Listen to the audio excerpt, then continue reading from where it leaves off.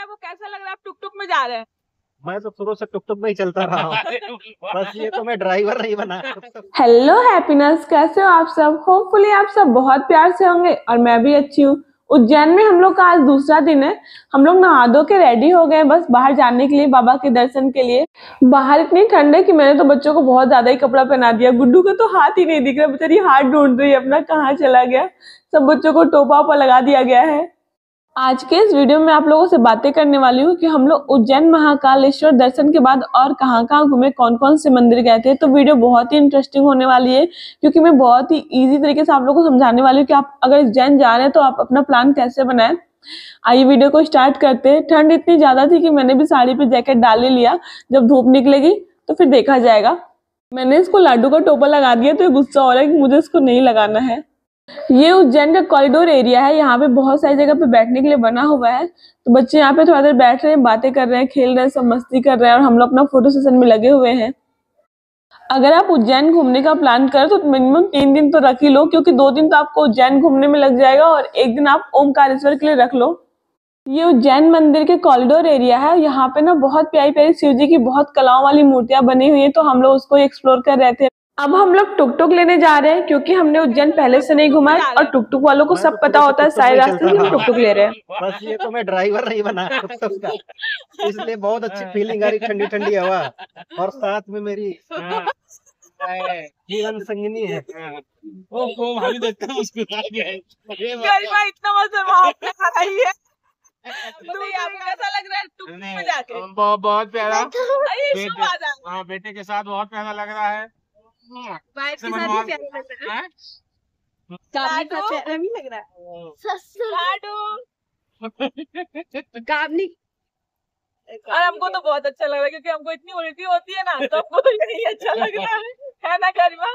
हम लोग को तो बैलगाड़ी चाहिए। हम लोग को तो बैलगाड़ी चाहिए, हम लोग के तो बेस्ट है। और अब हम लोग आ गए हैं महाकालेश्वर मंदिर। ये तुलसीदास की इष्ट देवी थी। हम लोगों ने फूल माला लिया और हम लोग दर्शन करने आ गए। यहाँ पर ना भीड़ बहुत ज्यादा थी, पब्लिक बहुत थी, लेकिन फिर भी हम लोग का दर्शन आराम से हो गया था। और मैंने छोटी सी क्लिप बनाई थी माता रानी का, तो मैं वो आप लोग को दिखा देती हूँ। आप लोग भी दर्शन कर लीजिए महाकालेश्वर मंदिर का। ये इनकी मान्यता इतनी ज्यादा है इस मंदिर की, अगर आप उज्जैन जाते हो महाकालेश्वर दर्शन करने के लिए तो आपको यहाँ भी दर्शन करना होता है। आप लीजिए, इनका दर्शन करिए। माता के दर्शन के बाद हम लोगों ने गन्ने का रस लिया, फिर हम बाहर आ गए।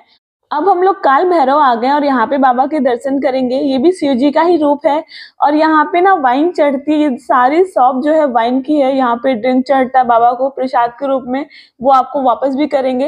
लेकिन हम लोगों ने ड्रिंक नहीं चढ़ाया था क्योंकि हमारे हस्बैंड नहीं लेते हैं, तो हम लोगों ने ड्रिंक नहीं चढ़ाया था। हमने नॉर्मली पूजा का जो होता है ना, फूल फल और मिठाइयाँ, यही चढ़ाई थी भगवान को।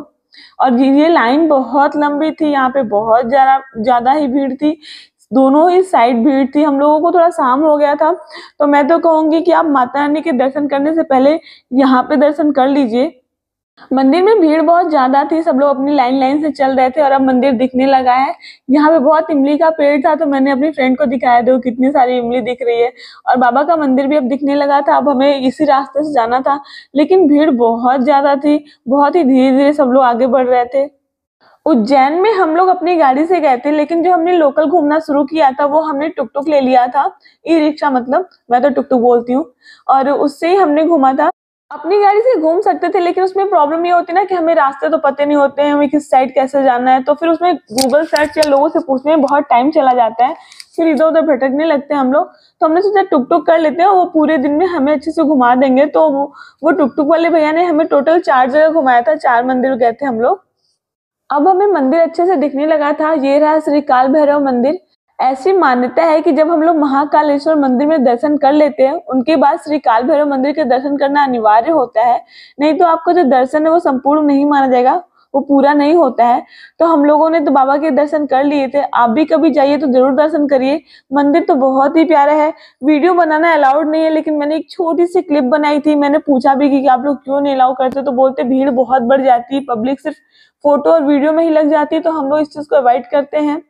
और लोग दर्शन करने से ज्यादा ना वीडियो और फोटो में ही लग जाते हैं। उनकी भी बात सही थी, भीड़ इतनी ज्यादा, अगर एक एक बंदा वीडियो और फोटो बनाने लगे तो टाइम बहुत चला जाएगा। लेकिन मैंने एक छोटी सी क्लिप बनाई थी, उनसे पूछ करके उन्होंने बनाने दिया था। तो ये रहा मंदिर का प्रणांग, और यहाँ पे ना शनिदेव को तेल चढ़ाए जा रहे थे। पंडित जी अपने हाथ से ही चढ़ा दे रहे थे, सब लोग जा रहे थे। तो हस्बैंड ने भी मेरे ये चीज किया था। और मंदिर में तो देखिए कितनी भीड़ लगी हुई है। श्री काल भैरव मंदिर यहाँ पे लिखा हुआ है। बहुत भीड़ थी, भीड़ के तो पूछिए मत। लेकिन सब लोगों के हाथों में ड्रिंक भी था, बहुत सारे लोग ड्रिंक भी चढ़ा रहे थे और वो रिटर्न भी कर रहे थे। पंडित जी थोड़ा सा पिला करके भगवान जी को फिर आपको रिटर्न कर देते। मंदिर के प्रणांग में दत्तात्रेय महाराज का भी मंदिर था और हम लोग दर्शन के लिए आ गए हैं। भीड़ बहुत ज्यादा है लेकिन फिर भी सबके दर्शन आराम से हो रहे हैं। जब आप इस मंदिर में जाओगे ना तो आपको एक अजीब सी पॉजिटिव फीलिंग आएगी। ऐसा लगता है कि बस बाबा को देखते ही रहो, देखते ही रहो। लेकिन इतनी भीड़ में ना 2 सेकंड का भी मौका नहीं मिल पाता लोगों को। मैंने तो 2 बार देखा था, मैं खड़ी हुई किनारे पे जाके, तो जो वहाँ पे पुलिस वाले होते हैं वो बोले क्या वो दर्शन नहीं हुआ क्या सही से? मैंने बोला नहीं, मुझे भी नहीं ठीक से दर्शन हो पाया। तो उन्होंने फिर से मुझे दर्शन करने को दिया। अब आप लोग बाबा के दर्शन करिए। दर्शन हो गया था हमारा, मैंने 2 बार दर्शन किया था तो मैं बहुत खुश भी थी। चेहरे पे चमक देख के आप लोगों को समझ में आ गया होगा कि कितना अच्छा लगता है जब अच्छे से दर्शन हो जाए। तो मेरा ना बहुत मन लगता है इन सब चीजों में, मुझे बहुत अच्छा लगता है। शिव जी मेरे आराध्य भी हैं। श्री काल भैरव दर्शन के बाद हम लोग आ गए थे मंगलनाथ मंदिर और फिर हमने यहाँ पे भी दर्शन किया। यहाँ पे ऐसा मानते हैं ना कि अगर किसी को ग्रहों की प्रॉब्लम है या कुछ ऐसा, 9 ग्रह जो होते हैं उनके शांति के लिए यहाँ पे बहुत सारे लोग पूजा भी करा रहे थे। पंडित जी लोग बैठे थे, तो आप लोग भी थोड़ा दर्शन कर लीजिए मंदिर में। और अब हम लोग आ गए संदीपनी मुनि आश्रम। यहाँ पर श्री कृष्ण जी ने अपनी शिक्षा ली थी और ये जगह श्री कृष्ण, सुदामा और बलदाऊ जी बैठ के यहाँ पे पढ़ाई करते थे और यहाँ पे उनकी शिलाएं रखी थी जिसपे वो बैठ के पढ़ाई करते थे। हम लोगों ने दर्शन किया, पूजा किया और फिर हमने प्रसाद के रूप में वहाँ पे वैजयंती माला मिल रही थी तो वो हम लोगों ने लिया था। आश्रम बहुत बड़ा था और यहाँ पे बहुत सारी तरह की कलाओं वाले चीजें बनी हुई थी। ये जो कला आपको दिख रही है यहाँ पे सब विद्या दिखाया गया है कि उस टाइम पे कैसी हमारी विद्या थी, किस तरीके की शिक्षा दी जाती थी, वो सब यहाँ पे दिखाया गया था। उस समय में कौन कौन सी शिक्षा होती थी और कान्हा जी ने आगे कौन सी शिक्षा यहाँ पे ग्रहण की थी, ये सारी चीजें इन कलाओं में दिखाया गया था, इन चित्रों में दिखाया गया था। उस टाइम की जितनी भी शिक्षा होती थी, ग्रह नक्षत्र से लेके, आयुर्वेद से लेके, पढ़ाई से लेके, हर चीज बहुत अच्छे से बनी हुई थी। सब बहुत ही प्यारी लग रही थी। श्री कृष्ण का जन्म 16 कलाओं के साथ हुआ था और उन्होंने संदीपनी आश्रम में आकर के बलदाऊ और सुदामा के साथ मिलके 14 कलाएं, 14 विद्याएं सीखी थी जिनका वर्णन यहाँ पर था। सब चीजों को बहुत अच्छे से क्लियरफाई किया गया था, बहुत अच्छे से बताया गया। और ये सब लोग अब थोड़े थोड़े थक गए हैं घूम घूम के दिन भर, लेकिन मुझे थकान नहीं हो रही। मुझे तो अच्छा लगता है एक्सप्लोर करना, चीजों को देखना। मैं तो जयपुर बहुत एंजॉय की थी। यहाँ पर जो ये आपको दिख रहा लिखा हुआ, यहाँ पे बताया गया था श्री कृष्ण जी ने जब अपना स्टार्ट किया था जर्नी, जब पढ़ाई के लिए, तो वो कितने दिन चले, कितने दिन की बैठक ली और उनकी पढ़ाई कितने दिन की थी। अब हम लोग संदीपनी मुनि आश्रम से बाहर आकर के यहीं पे थोड़ा चाय वाय पी लिए, गोलगप्पे और चाट खाने लगे। हम लोग बहुत सुबह से ही बाहर है तो भूख भी लग गई और थोड़ा सा ब्रेक भी चाहिए। हम लोग जब भी घूमते ना तो हम ऐसा घूमते कि हम सुबह में ही अच्छे से भरपेट, मतलब खूब अच्छे से खाना खा लेते हैं। खाना के नाश्ता बहुत ही अच्छे से कर लेते हैं ताकि दिन में बहुत ज्यादा भूख ना लगे और बार बार रुक करके खाने आना पड़े।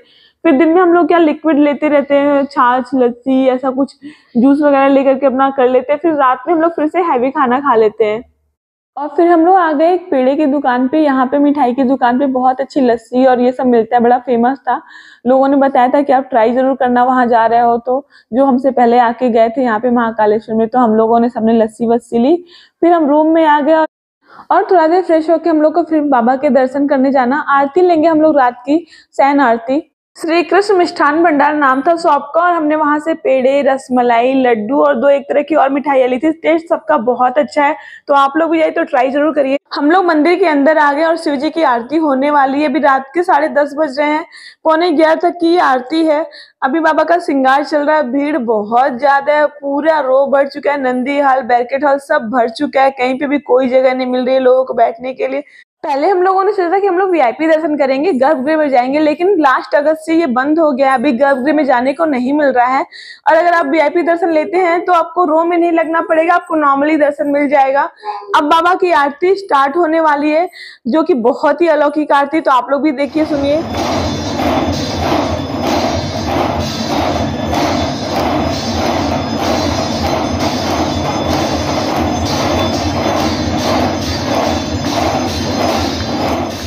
अलौकिक आरती के बाद हम लोग आ गए बाहर प्रसाद लेके। इतना अच्छा फील हो रहा ना, इतनी अच्छी आरती हो गई। सोचा ही नहीं था कि भगवान जी की आरती भी मिलेगी। मतलब मैं तो बहुत खुश हूँ, हम सब बहुत खुश है, बहुत प्रसन्न है। और पता है आज का दिन बहुत अच्छा गया। हमने उज्जैन में सारा सब कुछ जितना भी मंदिर थे सबके दर्शन किए। अभी रात के 12 बज चुके हैं और आपको ये चहल पहल देख के ऐसा लग रहा हो कि शाम है अभी, लेकिन अभी रात के 12 बज चुके हैं और बहुत भीड़ थी। ये आरती भस्म आरती के लिए लोग अभी से लाइन लगाना शुरू कर दिए। रात के 11:30 बजे से लाइन लगना शुरू हो गया और लाइन बहुत लंबी है, आगे तक गई है काफी। अगर आपको भस्म आरती लेनी है तो आप ऑनलाइन टिकट बुक करवा लीजिए। ऑफलाइन में बहुत लफड़ा है, पंडित जी लोग अपना एक्स्ट्रा चार्ज करते हैं जो लोग आपसे करवाएंगे ऑफलाइन में ले जा करके। तो मैं तो कहूंगी आप ऑनलाइन टिकट करवा लीजिए। ऑनलाइन टिकट का चार्ज 200 रुपए है, उसमें आपको कोई इश्यू नहीं आने वाला है। और अब हम लोग खाना खाने के लिए आ गए। रात के 12:30 बज रहे। यहाँ पे आग जली हुई तो मैं लगी आग सेकने। हस्बैंड गए हैं ऑर्डर देने के लिए खाना का। रेस्टोरेंट लगभग खाली हो गया है। आज का दिन हमारा बहुत अच्छा गुजरा। हमने सब जगह अच्छे से दर्शन कर लिया था। हमने उज्जैन में 2 दिन गुजारे थे। एक दिन हमने उज्जैन पूरा घूमा था, मंदिर महाकालेश्वर का, वहां का कॉरिडोर और बाकी चीजें एक्सप्लोर की थी। नेक्स्ट डे हम लोग निकल गए थे लोकल और सारी चीजें देखने के लिए, मंदिर वगैरह घूमने के लिए। आज के दिन हम लोगों ने श्री महाकालिका मंदिर, श्री भैरवनाथ मंदिर, श्री मंगलनाथ मंदिर और संदीपनी मुनि आश्रम गए थे। हमारा आज का दिन बहुत अच्छा गया। हमने बहुत सारी चीजें एक साथ देख ली, घूम ली। ये था हमारा आज का उज्जैन का दिन। कल के दिन हम लोग जा रहे हैं ओमकारेश्वर। तो चैनल पे नए तो प्लीज चैनल को सब्सक्राइब कर दीजिएगा, वीडियो को लाइक कर दीजिएगा। फिर मिलते हैं एक नए ब्लॉग में। बाय।